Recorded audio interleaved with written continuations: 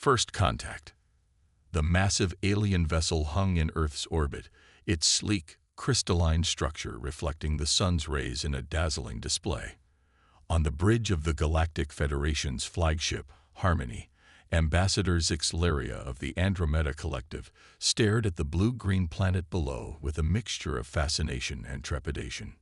"Are you absolutely certain about this, Science Officer Krell?" Zixlaria's tentacles rippled with concern as she addressed her Arcturian colleague. Krell's bioluminescent skin pulsed in affirmation. "There's no mistake, Ambassador. Our long-range scans confirm it. This planet, which the natives call Earth, is indeed a Class 13 Deathworld." The bridge fell silent. Class 13, the highest classification on the galactic habitability scale. It meant that every aspect of this world was designed to kill. Extreme temperature variations, high gravity, toxic atmosphere, aggressive flora and fauna, not to mention the persistent microbial threats. The fact that any sapient life had evolved here, let alone achieved spaceflight, was nothing short of miraculous. And the inhabitants, Zixlaria prodded, her crystalline eyes fixed on the swirling clouds below. Krell's tendrils danced over the holographic display. "They call themselves humans, carbon-based bipeds, surprisingly adaptable. They've survived ice ages, supervolcano eruptions, meteor impacts, and countless pandemics. Their recorded history is a litany of wars and natural disasters, yet they persist." Ambassador Zixlaria's exoskeleton shimmered with a mix of emotions. Fascinating and terrifying. To think, all this time, the most dangerous species in the galaxy was hidden in plain sight, on an unassuming arm of the Milky Way. The ship's AI chimed in, its melodious voice echoing through the bridge. "Ambassador, we're receiving a transmission from the planet's surface. It appears to be a welcome message." "Put it through," Zixlaria commanded, straightening her posture. A holographic screen materialized, revealing a human female with dark skin and curly hair. She wore a crisp blue uniform adorned with various insignia. "Greetings, visitors from the stars. I am Dr. Amara Okafor, Earth's appointed ambassador for First Contact. On behalf of humanity, I welcome you to our world. We are eager to establish peaceful relations and exchange knowledge with our galactic neighbors." Zixlaria marveled at the calm demeanor of the human. Did she not realize the sheer improbability of her own existence? The ambassador composed herself and responded, "Greetings, Dr. Okafor. I am Ambassador Zixlaria of the Galactic Federation. We come in peace and with great curiosity about your remarkable species." Dr. Okafor smiled warmly. "We're honored by your visit, Ambassador. We've prepared a reception area for your delegation in our United Earth headquarters in Geneva. Whenever you're ready, we'll be glad to receive you." As the transmission ended, Zixlaria turned to her crew.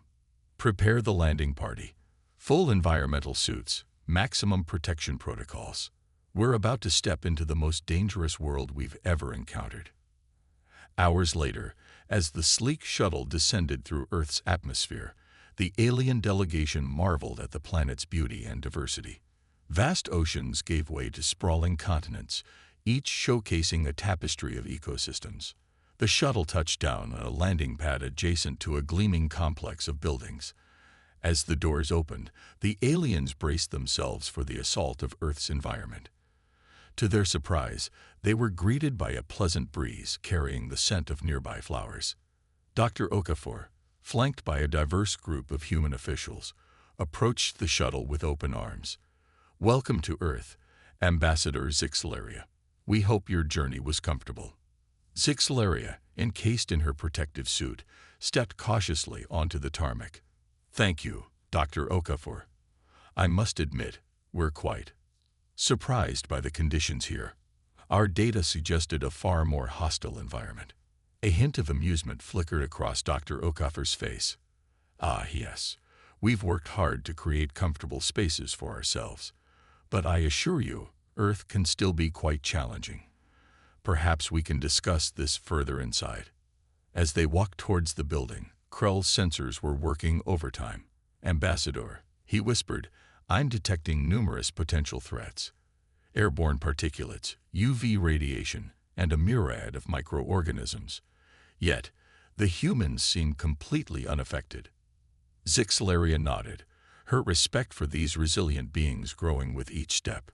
Inside the complex, they were led to a grand conference room with a spectacular view of the Swiss Alps. "Please, make yourselves comfortable." Dr. Okafor gestured to the seats. "We have adjusted the room's conditions to match the atmosphere of your ship." As the delegation settled in, holographic displays came to life, showcasing Earth's history, technological achievements, and cultural diversity. "We understand that our world might seem harsh by galactic standards," Dr. Okafor began.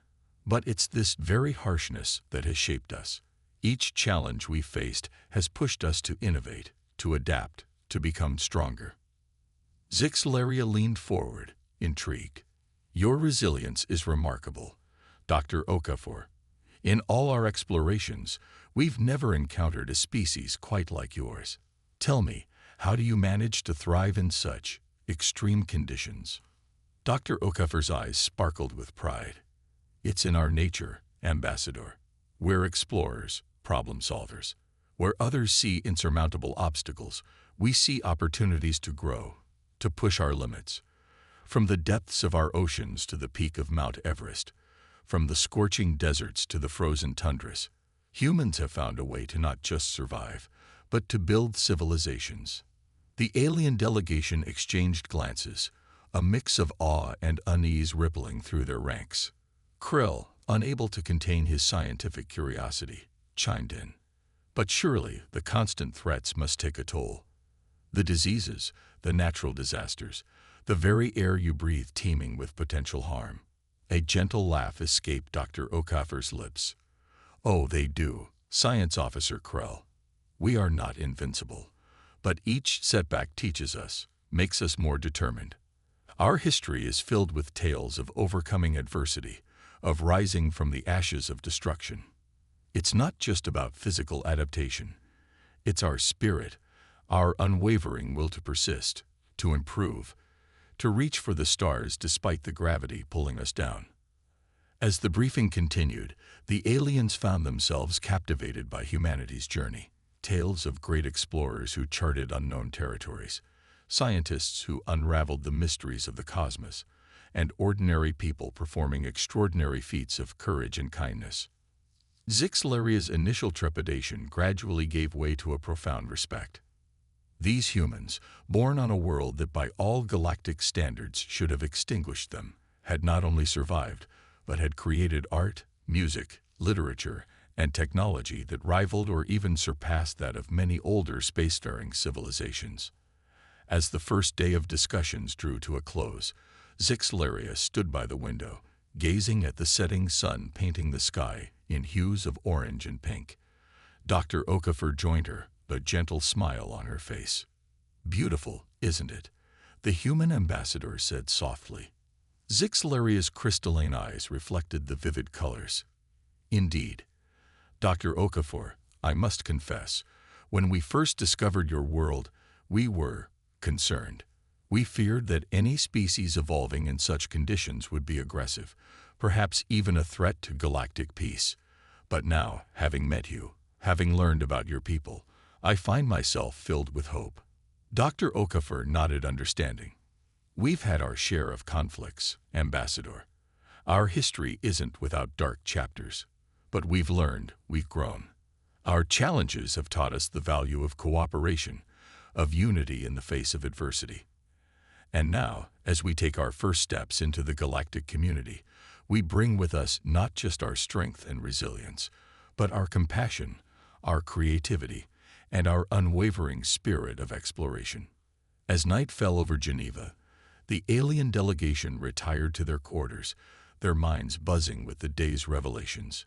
Humanity, born on the mother of all Deathworlds, was poised to enter the galactic stage, and the galaxy, Zixelaria realized, would never be the same again. In the privacy of her room, the ambassador composed her initial report to the Galactic Federation Council. Her fingers hovered over the holographic keyboard as she searched for the right words. Finally, she began to type. Esteemed Council, I bring news of monumental significance. We have made contact with a species unlike any we have encountered before. Born on a world that defies our understanding of habitability, humanity stands as a testament to the adaptability of life and the indomitable nature of sentience. As we proceed with diplomatic relations, I urge the Council to approach with an open mind and a willingness to learn. For in these humans, we may find not just allies, but teachers, beings who can show us how to face the unknown challenges that await us in the vast expanse of our galaxy. The report sent, Zixlaria gazed out at the twinkling lights of the city below, wondering what new marvels and surprises awaited in the days to come. The first contact had been made, and a new chapter in galactic history had begun. The Galactic Challenge. 3 months had passed since the Galactic Federation made first contact with Earth. The initial shock and awe had given way to a flurry of cultural exchanges, scientific collaborations, and diplomatic negotiations.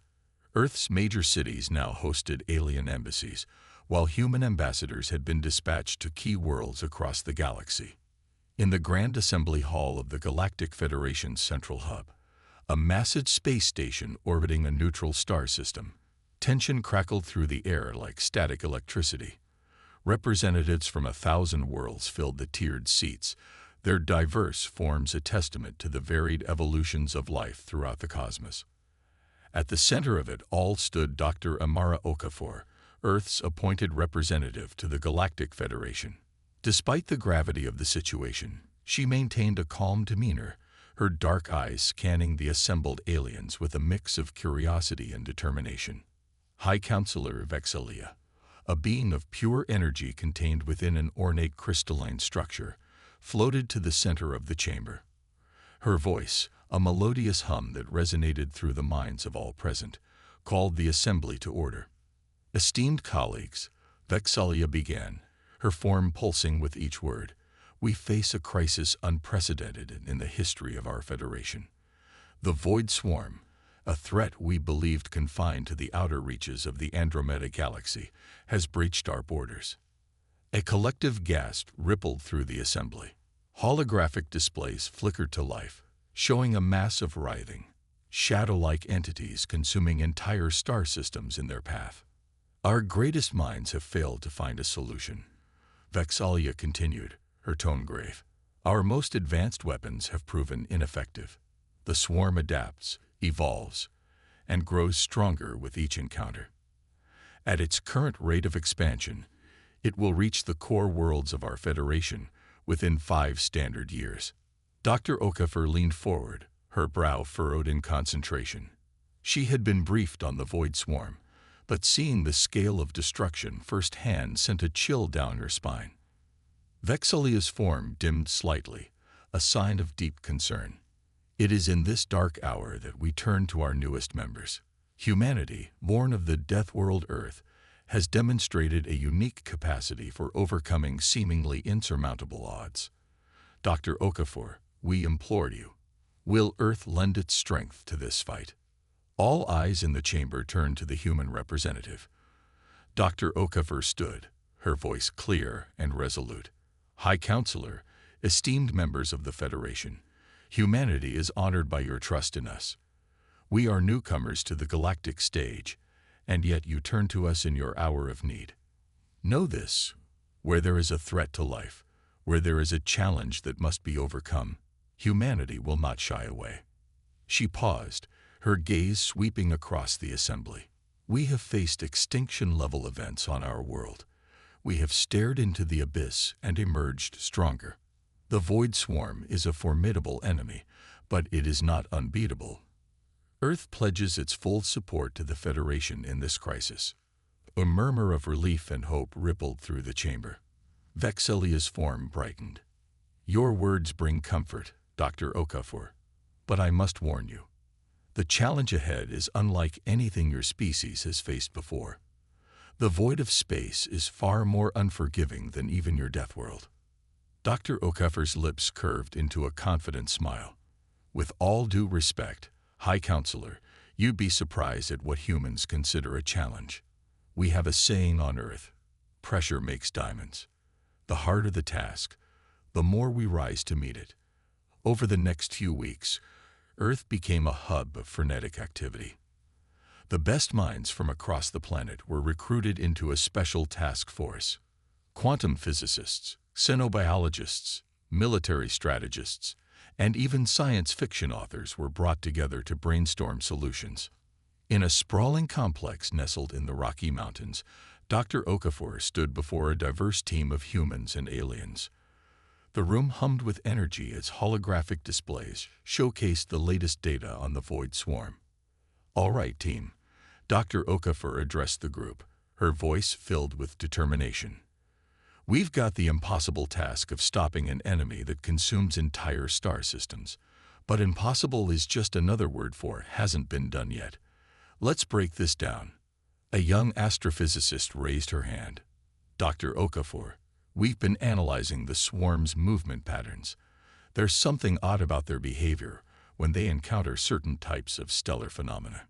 "Go on, Dr. Chen," Okafor encouraged.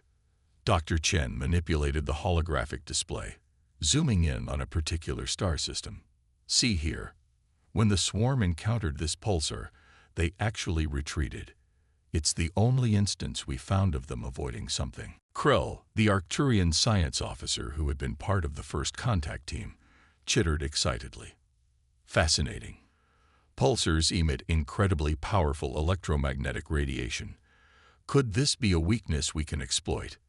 The room buzzed with renewed energy as scientists and strategists alike began to dissect this new information. Meanwhile, in orbital shipyards around Earth, a new class of spacecraft was taking shape. Designed to withstand the harshest conditions of deep space, these ships incorporated both human ingenuity and alien technology. They were named the Resilience class, a testament to the spirit of their creators. Captain Zaranguian, a decorated veteran of Earth's Space Force, stood on the bridge of the flagship, the ESS Invictus. Her crew, a mix of humans and aliens, worked seamlessly at their stations, preparing for their first deep space trial. "Engineering, status report," Zora commanded, her voice steady despite the weight of responsibility on her shoulders. Chief Engineer Dmitry Volkov's voice crackled over the comm. "All systems nominal, Captain. The new hybrid drive is purring like a kitten. We're ready to push her to the limits." Zara allowed herself a small smile. "Excellent. Helm, prepare for hyperjump. Let's see what this ship can do." As the Invictus and its sister ships prepared for their maiden voyage, back on Earth, another team was making a breakthrough. In a subterranean lab, Dr. Aisha Patel, a brilliant nanotechnology expert, peered into a microscope. Her eyes widened as she observed the behavior of the experimental nanobots she had been developing. "It's working," she whispered, then louder, "It's working." Her alien colleague, a Zorlak named Sith, extended an eye stalk to observe. "By the cosmic core, you've done it. These nanobots can actually restructure matter at the subatomic level." Dr. Patel nodded excitedly.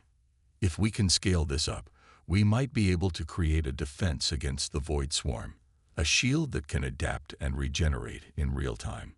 As these developments unfolded, Dr. Okafor found herself in a secure communication chamber, reporting to the United Earth Council. "And so, honored counselors, while the challenge before us is immense, I believe humanity is rising to meet it.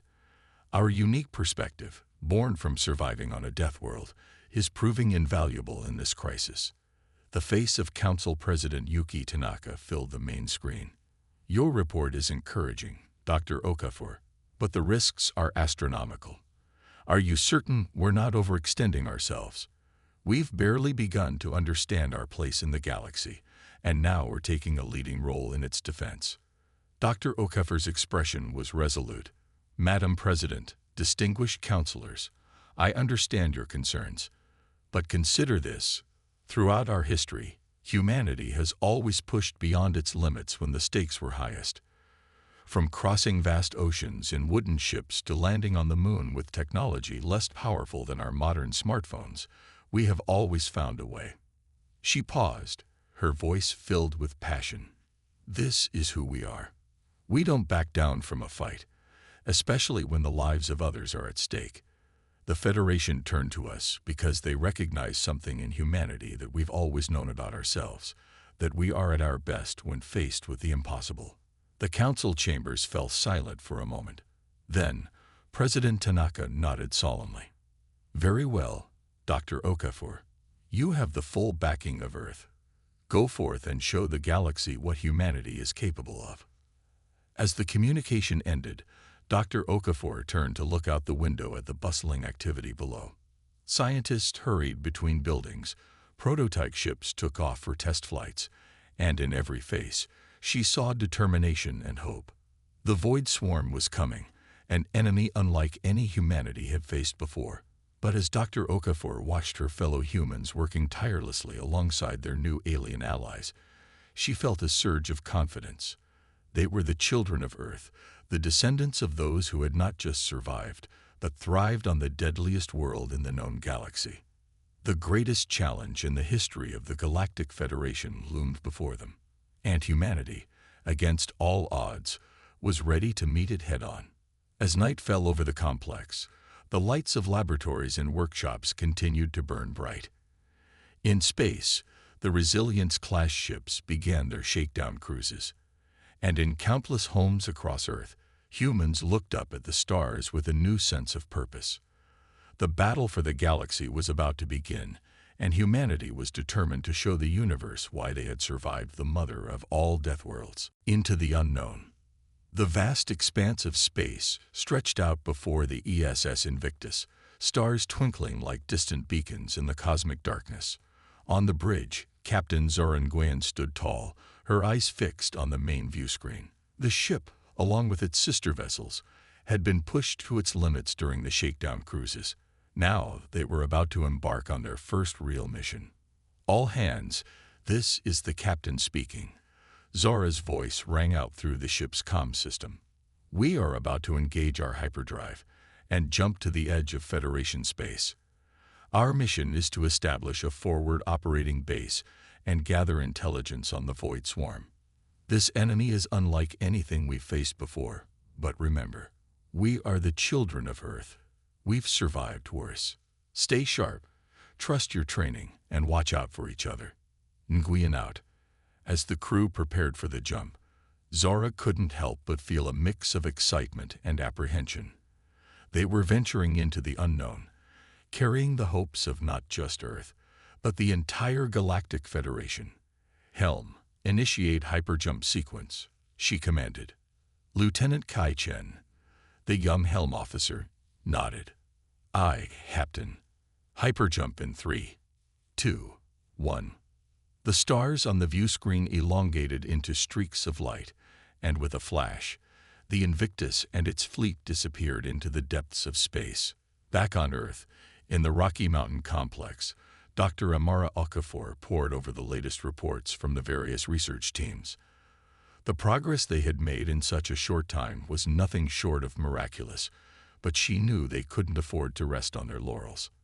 A gentle chime announced the arrival of Krell, the Arcturian science officer who had become an invaluable part of the Earth Defense Initiative. Dr. Okafor, Krell chittered, his bioluminescent skin pulsing with excitement. I believe Dr. Patel's team has made a breakthrough with the nanoshield technology. Amara's eyes lit up. Show me. They hurried to the subterranean lab where Dr. Aisha Patel and her team were working. As they entered, they saw a small-scale demonstration in progress. A swirling mass of dark energy, a simulated version of the Void Swarm, was contained within a force field. As they watched, a shimmering layer of nanobots enveloped the containment field. Watch this, Dr. Patel said, her voice brimming with pride. She tapped a few commands on her console, and the simulated Void Swarm lashed out, attempting to breach the containment. The nanoshield rippled and flexed, adapting in real time to the assault. Where the dark energy touched, the nanobots reconfigured themselves, creating an impenetrable barrier. Incredible, Amara breathed. How long can it maintain integrity?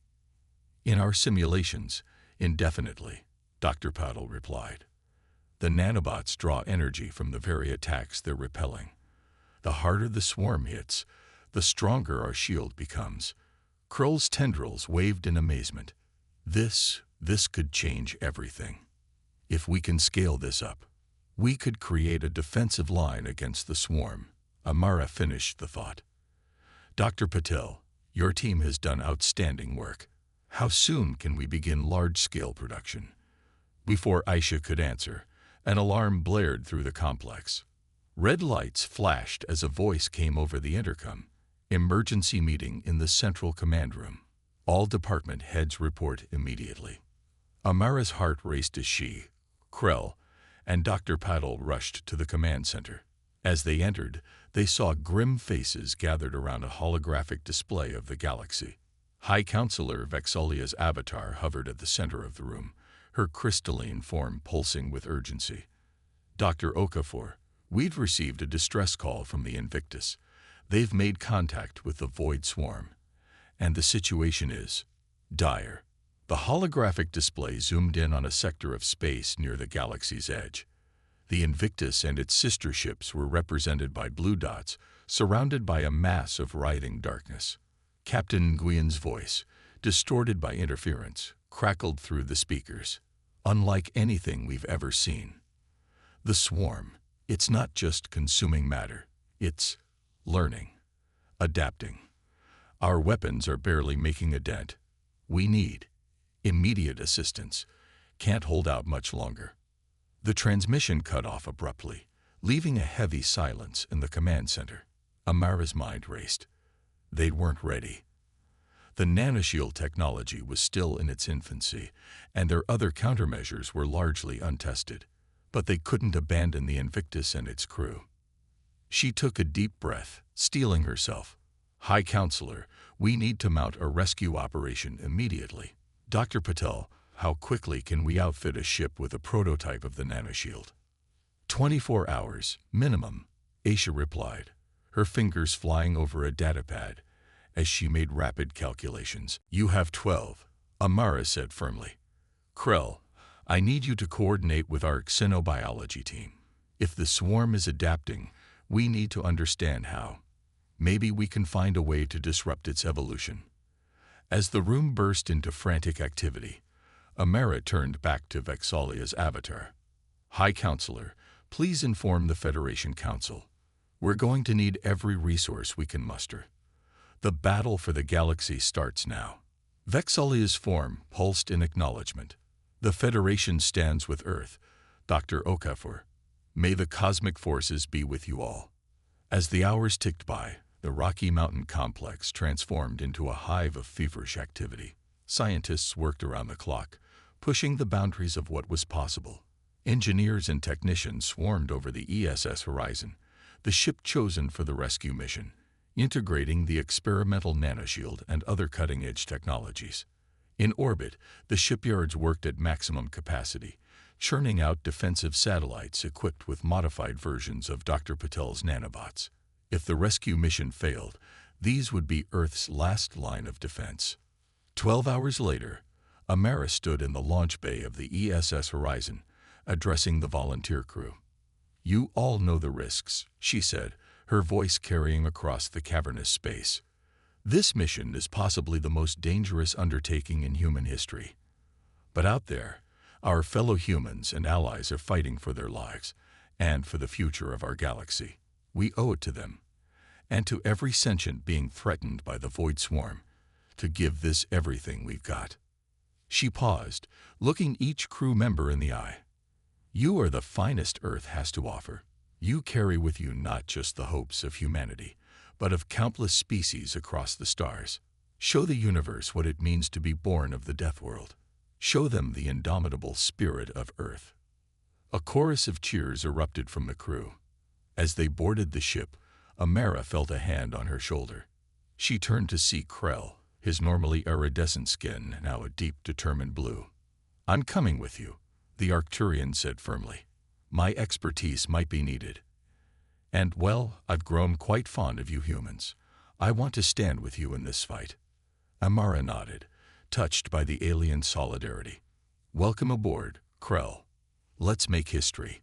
As the ESS Horizon lifted off, its experimental engines glowing with power, Amara looked out at the receding form of Earth. The blue-green planet, once thought to be a crucible of death, now stood as a beacon of hope for the galaxy. The ship accelerated, preparing for the jump to hyperspace. Amara took her place on the bridge, Krell by her side. "Helm, set course for the Invictus's last known coordinates. Weapons, be ready for anything. Engineering, keep a close eye on that nanoshield." As the stars stretched into lines of light, Amara allowed herself a small smile. They were diving headfirst into the unknown, facing an enemy that defied comprehension. But isn't that what humans had always done?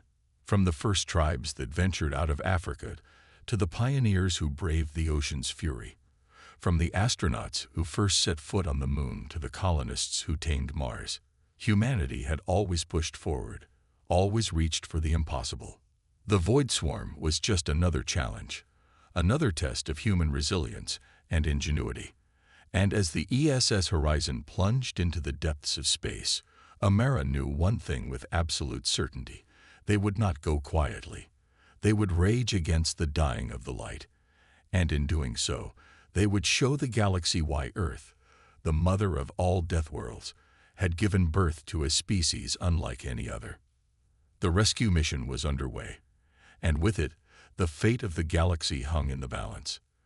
But for the crew of the Horizon, for the scientists back on Earth, and for humanity as a whole, failure was not an option.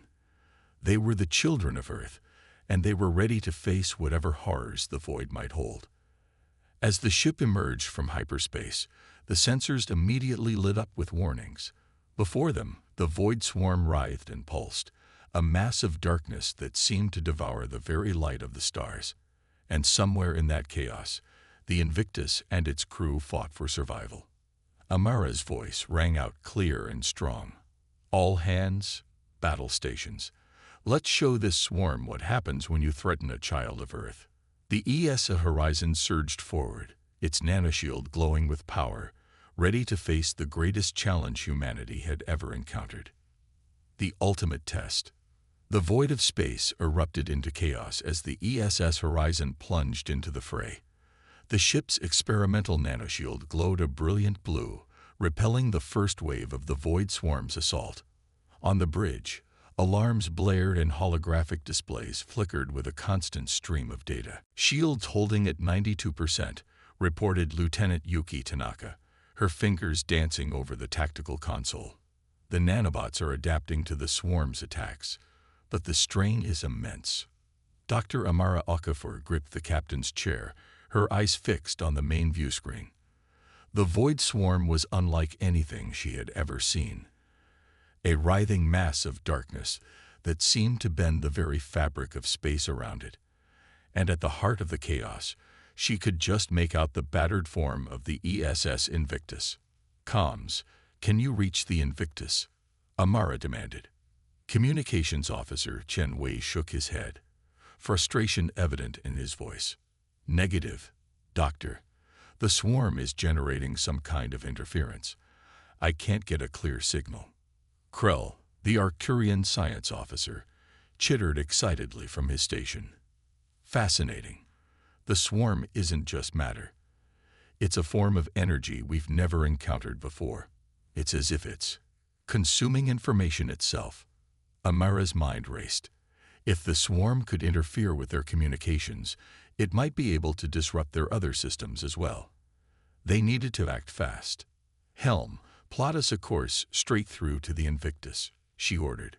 "Weapons, focus all fire on clearing a path. Let's show this swarm what Earth technology can do." The Horizon surged forward, its advanced weaponry blazing. Beams of concentrated energy and swarms of smart missiles tore into the darkness. Where they hit, the Void Swarm recoiled, creating brief gaps in its seemingly impenetrable mass. As they fought their way closer to the Invictus, Amara could see the true extent of the damage. The once proud ship was barely recognizable, its hull pitted and scarred. But incredibly, it was still fighting, its remaining weapons firing defiantly into the encroaching darkness. "Dr. Okafor," Krull called out, his bioluminescent skin pulsing with excitement. "I'm detecting unusual energy readings from the Invictus. It seems they've modified their engines to emit some kind of repulsive field. It's not much, but it's keeping the densest parts of the swarm at bay." Amara's eyes widened. Even in the face of certain doom, the crew of the Invictus had found a way to innovate, to adapt. It was the human spirit at its finest. "Comms, keep trying to reach them," she ordered. "Tactical, prepare tractor beams. We're going to pull them out of there." As the horizon closed the distance, the Void Swarm's attacks intensified. The nanoshield flickered and warped under the assault, its glow dimming slightly. Shield integrity down to 78%. Yuki reported, her voice tense. "The nanobots are struggling to keep up with the rate of adaptation in the swarm." Suddenly, a garbled transmission broke through the interference. "Horizon, this is Tain Nguyen of the Invic. Can't hold out. Discovered something. The swarm. It's..." The transmission cut off abruptly, but it was enough. They were alive, and they had information that could be crucial to defeating the swarm. "Tractor beams, lock on now," Amara commanded. Streams of energy lanced out from the horizon, enveloping the battered Invictus. As they began to pull the ship free, the Void Swarm seemed to react with renewed fury. Tendrils of darkness lashed out, trying to maintain their grip on their prey. "Divert all available power to the tractor beams and shields," Amara ordered. "We're not leaving without them." The horizon's engines roared, straining against the pull of the swarm. For a heart-stopping moment, it seemed as if they were at a stalemate. Then, with a sudden lurch, the Invictus broke free. "We've got them," Chen shouted, elation in his voice, receiving transmission from Captain Nguyen. The main view screen flickered to life, revealing the battered but determined face of Captain Zarin Nguyen. "Dr. Okafor, am I glad to see you," she said, a weary smile on her face. "But we need to get out of here now. We've discovered something about the swarm, something that changes everything." Amara nodded grimly. "Helm, plot a course out of here, maximum speed. Tactical, keep that nanoshield running. We're not out of this yet." As the two ships began their desperate flight from the swarm, Amara turned back to the view screen. "Captain Nguyen, what did you discover?" Zara's expression was grave. "The swarm, it's not just consuming matter and energy. It's learning, evolving. With every star system it devours, it becomes more intelligent, more adaptable. And Doctor, we think it's becoming self-aware." The implications hit Amara like a physical blow. They weren't just fighting for survival anymore. They were racing against time to stop the birth of a malevolent cosmic intelligence. As they fled, the Void Swarm gave chase, its tendrils stretching out across space like grasping fingers. The horizon's nanoshield flickered and sparked, pushed to its limits. "Shield integrity critical," Yuki shouted. "We can't take much more of this." Amara's mind raced. They needed a way to slow the swarm down, to buy them enough time to escape. Then, an idea struck her, crazy, dangerous, but possibly their only hope. "Krell," she called out, "the Invictus's modified engines, could we use them to create a larger repulsion field?" The Arcturian's eyes widened as he grasped her plan. "Theoretically, yes, but the energy requirements would be enormous. We'd have to..." Oh, I see. It's brilliant, but incredibly risky." Amara nodded grimly. "Sometimes that's all we've got. Transmit the modifications to the Invictus. We're going to create a bomb out of space-time itself." The next few minutes were a blur of frantic activity. As the two ships fled, their engineers worked at breakneck speed to modify the Invictus's already damaged warp core. They were turning the ship into a massive bomb, one that would create a temporary rupture in the fabric of space, pushing the swarm back and giving them a chance to escape. "Modifications complete," Captain Nguyen reported. "But Doctor, you know what this means. Someone has to stay behind to detonate it manually. The blast will likely destroy the ship and anyone on it." A heavy silence fell over the Horizon's bridge. Amara knew what had to be done, but the weight of the decision pressed down on her like a physical force. Before she could speak, Krell stepped forward. "I'll do it," the Arcturian said, his voice steady. "My species is more resistant to spatial distortions. I have the best chance of surviving long enough to ensure detonation." Amara felt her heart clench. "Krell, no, I can't ask you to." "You're not asking, my friend," Krell interrupted gently. "I'm volunteering. This is bigger than any one of us. And well, you humans have taught me the value of self-sacrifice for a greater cause. Let me do this. Let me be a hero, like you." Tears pricked at Amara's eyes, but she nodded, knowing there was no time to argue. "All right, Krell, thank you. May the stars guide you home." As Krell prepared to transport to the Invictus, Amara turned to her crew. "All hands, brace for emergency warp jump. The moment that bomb detonates, we're getting out of here." The Arcturian's form shimmered as the transporter beam took him. His last words echoed through the bridge. "It has been an honor, children of Earth. Show the galaxy what you're truly capable of." Moments later, the Invictus dropped back, putting itself between the Horizon and the advancing swarm. Amara watched, her heart in her throat, as the battered ship grew smaller on the view screen. "Spatial distortions detected," Yuki called out. "The bomb is." Her words were cut off as space itself seemed to twist and warp. A blinding flash of light erupted from where the Invictus had been, expanding outward in a shockwave of pure gravitational force. The void swarm recoiled, its vast form scattered and disrupted by the blast. "Now, jump now," Amara shouted. The Horizon's warp engines flared to life, catapulting the ship away from the chaos just as the shockwave reached them. The last thing Amara saw before the stars blurred into streaks of light was the void swarm, for the first time, in retreat. As the ship hurtled through warp space, the bridge was silent save for the hum of engines and the occasional beep of a console. Each person was lost in their own thoughts, processing the magnitude of what they had just witnessed and the sacrifice that had made their escape possible.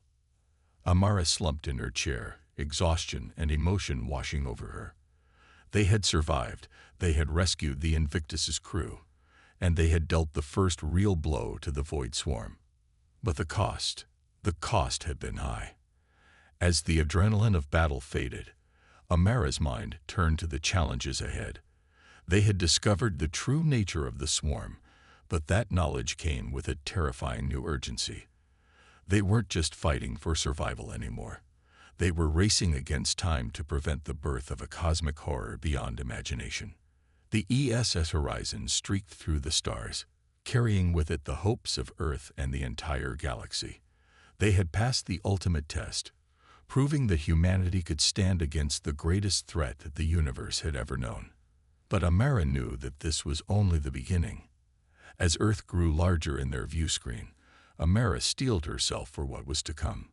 The real battle was just beginning, and humanity would need every ounce of its legendary resilience, creativity, and courage to face what lay ahead. The children of the Deathworld had been tested, and they had not been found wanting. Now, it was time to take the fight to the enemy. A new era. The Grand Assembly Hall of the Galactic Federation was packed to capacity.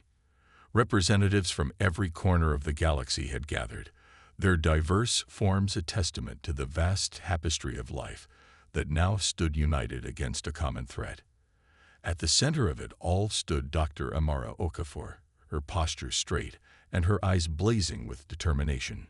6 months had passed since the fateful rescue mission that had given them their first real insight into the nature of the void swarm. 6 months of feverish preparation, of pushing the boundaries of science and technology further than anyone had thought possible. Now, it was time to present their plan to the galaxy. High Counselor Vexalia's crystalline form pulsed with anticipation as she called the assembly to order. Esteemed colleagues, her melodious voice resonated through the chamber. We stand at the precipice of the greatest challenge our civilization has ever faced. But we also stand on the cusp of our greatest triumph. Dr. Okafor, representative of Earth, you have the floor. Amara stepped forward, her movements confident despite the weight of responsibility on her shoulders. She couldn't help but think of Krell, the brave Arcturian who had sacrificed himself to give them this chance. His loss still ached, but it also fueled her resolve. Distinguished representatives of the Galactic Federation, she began, her voice clear and strong. For months, we have fought a desperate battle against the Void Swarm, an enemy that threatened to consume not just our worlds, but the very fabric of space-time itself. We have lost much, but we have also learned much. With a gesture, she activated the holographic display. The assembly watched in awe as a simulation of the Void Swarm filled the air, its writhing tendrils seeming to reach out towards them. The swarm is not just a force of destruction, Amara continued. It is a nascent intelligence, evolving and adapting with every star system it devours. Left unchecked, it would have eventually become a malevolent cosmic entity, beyond our ability to comprehend or combat. Murmurs of concern rippled through the audience, but Amara pressed on. However, this very nature, its drive to consume and evolve, is also its greatest weakness, and it is this weakness that we intend to exploit. With another gesture, the hologram changed, showing a complex network of devices spread across the galaxy. Behold the Harmony Network, a system of quantum-entangled nodes that, when activated, will create a galaxy-wide field of coherent energy. This field will not seek to destroy the swarm, but to guide its evolution. The assembled representatives leaned forward, their attention rapt as Amara explained the intricacies of the plan. The Harmony Network would use the advanced nanoshield technology developed on Earth, combined with the spatial manipulation techniques they had learned from the Arcturians and the energy harmonics mastered by the crystalline beings of the Lyra system. Instead of fighting against the swarm's nature, we will work with it, Amara said, her eyes shining with the brilliance of the idea. We will offer it a path of evolution that leads not to destruction, but to creation. We will transform the Void Swarm from a force of entropy into a cosmic gardener, seeding new life across the universe. The audacity of the plan stunned the assembly into silence. It was High Counselor Vexalia who finally spoke. Dr. Okafor, this plan, it's unprecedented. The scale, the complexity, can we truly reshape a cosmic entity? Amara smiled, a mix of confidence and humility in her expression. High Counselor, esteemed colleagues, I stand before you not just as a representative of Earth, but as a child of the Deathworld. My ancestors faced extinction-level events and thrived. They looked at the harshest environments and saw opportunities for growth. This challenge before us, this is what humans were born for. She paused, her gaze sweeping across the assembly. But we cannot do this alone. The Harmony Network requires the unique knowledge and abilities of every species in this federation. This is not humanity's fight alone. This is our galaxy's moment to shine. As Amara laid out the details of the plan, the initial skepticism gave way to cautious hope, and then to growing excitement. Representatives from various worlds stepped forward, offering resources, technology, and expertise. The Zethral, masters of quantum computing, volunteered to optimize the network's coordination protocols. The ethereal Luminae offered their unparalleled understanding of light and energy manipulation. Even the reclusive void dancers of the galactic core emerged from their seclusion, bringing with them esoteric knowledge of space-time dynamics. As the assembly concluded, there was a palpable sense of unity and purpose in the air. For the first time since the Void Swarm had appeared, the galaxy dared to hope. The next few months were a whirlwind of activity. Shipyards across the Federation worked around the clock, producing the components for the Harmony Network. Scientists and engineers from 1,000 worlds collaborated, refining and perfecting the technology. On Earth, Amara worked tirelessly with Dr. Aisha Patel and her team, pushing the nanoshield technology to its limits. The Rocky Mountain Complex had become a hub of interstellar cooperation, with aliens of all shapes and sizes working alongside humans towards a common goal. Finally, after what seemed like an eternity of preparation, the day of reckoning arrived. Amara stood on the bridge of the ESS Horizon, now upgraded and redesignated as the flagship of the Federation fleet. Around her, a vast armada of ships from every corner of the galaxy stood ready. All Harmony nodes reporting ready, Dr. Lieutenant Yuki Tanaka reported, her voice tense with anticipation. Amara nodded, taking a deep breath. This was it. Everything they had worked for came down to this moment. Initiate the activation sequence. All ships, prepare to engage the swarm. Across the galaxy, the Harmony nodes hummed to life. Streams of coherent energy began to flow between them, weaving a web of light across the cosmos. As the network powered up, the fleet moved into position, ready to guide the void swarm into the field. The battle that followed would be remembered for generations as one of the most awe-inspiring events in galactic history. Ships darted and weaved through space, their advanced weapons systems not seeking to destroy the swarm, but to herd it, to guide it towards the waiting embrace of the Harmony network. Amara watched, her heart pounding, as the tendrils of the void swarm began to interact with the energy field. At first, there was resistance, the cosmic entity lashing out against this new force. But slowly, inexorably, the swarm began to change. Where once there was only darkness and destruction, now pinpricks of light began to appear. The writhing mass of the swarm started to take on new forms, swirling patterns that mimicked the spiral arms of galaxies. It's working, Amara breathed, hardly daring to believe it. The swarm is evolving. Hours turned into days as the transformation continued. The fleet maintained its vigil, ready to intervene if anything went wrong. But the Harmony network held, its quantum-entangled nodes singing a silent song of creation across the stars. Finally, after a week of breathless anticipation, the process was complete. Where the void swarm had once been, there now floated a being of pure light and energy. It pulsed with life, and as Amara watched, she saw within its luminous form the seeds of new stars, new worlds. A transmission came through, not in words or images, but in pure concepts and emotions. The entity that had once been the void swarm was communicating with them. It conveyed gratitude, wonder, and a deep sense of purpose. It understood now its role in the cosmic cycle, not to destroy, but to create, to seed the galaxy with new life and new possibilities. As the entity departed, spreading out across the cosmos to begin its work, Amara felt a profound sense of awe and accomplishment. They had done it. They had faced the greatest threat in galactic history and emerged not just victorious, but transformed. In the months and years that followed, the galaxy entered a new golden age. The technology developed to combat the void swarm led to advancements in energy production, space travel, and medicine that benefited all species. The spirit of cooperation fostered during the crisis continued, leading to unprecedented peace and prosperity. Earth, once seen as a backwards Deathworld, was now revered as the birthplace of the beings who had saved the galaxy. Humans were sought after for their unique perspective and problem-solving abilities, their Deathworld-honed instincts proving invaluable in a variety of fields.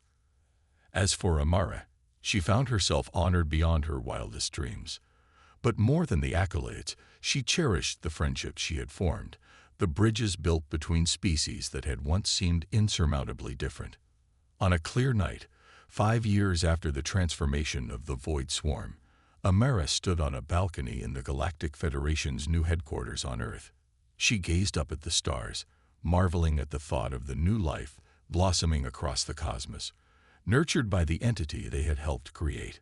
High Counselor Vexalia joined her, her crystalline form glittering in the starlight. "You know, Dr. Okafor," she said, her tone warm with admiration, When we first discovered Earth, we thought we had found the most dangerous world in the galaxy. We were right, but not in the way we expected. Amara smiled, understanding the compliment for what it was. Sometimes, High Counselor, the harshest environments produce the most remarkable creations. Earth taught us to be strong, to be adaptable, to never give up. But it also taught us the value of cooperation, of finding strength in diversity. She paused, her gaze returning to the stars. We were born on the mother of all Deathworlds, yes, but that just meant we were ready when the galaxy needed us most. As they stood there, a streaking light caught their attention. A new star being born in a distant part of the galaxy, the work of their cosmic gardener. Amara felt a swell of pride and hope. The children of Earth had faced their greatest challenge and emerged stronger for it. And now, along with their galactic neighbors, they were ready for whatever new adventures the cosmos might bring.